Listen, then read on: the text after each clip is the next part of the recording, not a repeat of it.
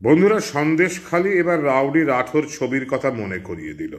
আমার নেপথ্যে যে হাস্যমুখ বৃদ্ধটিকে দেখা যাচ্ছে, রাউডি রাঠোরের কুখ্যাত বাবজি। চরিত্রের নাম বাবজি, রাউডি রাঠোরের ভিলেন। আর পিছনে যে মহিলাদের দেখা যাচ্ছে তারা হচ্ছেন সন্দেশখালির সেই সকল মহিলা যারা সাংঘাতিকের চেয়েও সাংঘাতিক অভিযোগ এনেছেন। তারা বলছেন নাকি তাদের ওখানে কোনো গৃহবধূ, তাদের বাড়ির কোনো মেয়ে যদি কোনো নেতার চোখে পড়ে যায়, পছন্দ হয়ে যায়, তাকে তারা বাড়িতে রাখতে পারেন না। স্বামী তার স্ত্রীকে বাড়িতে রাখতে পারেন না, তার সেই অধিকার নেই।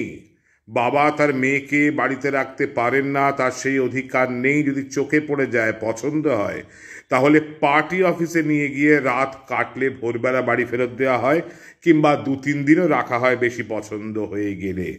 এই কথা যদি সত্যি হয়, যদি কেন বলছি, নন্দীগ্রামের সময় অনেক ঘটনার কথা উঠে এসেছিল, মারাত্মক অত্যাচারের কথা মহিলাদের ওপর, শিশুদের ওপর উঠে এসেছিল। সেই সময় কয়েকটি মহল অস্বীকার করেছিল, অবিশ্বাস করেছিল। যদিও ব্যক্তিগতভাবে আমি সেই সময় অন্যতম অত্যাচারিতা রাধারানী আড়িকে জিজ্ঞাসা করেছিলাম, তিনি বলেছিলেন হ্যাঁ সত্যি, অবশ্যই সত্যি। সেসব অন্য কথা। আজকের দিনে 24-এর নির্বাচনের আগে যদি এই ধরনের সাংঘাতিক তথ্য উঠে আসতে থাকে সন্দেশখালি থেকে, তাহলে কি দিন আসছে সেদিকে আমাদের তাকিয়ে থাকতে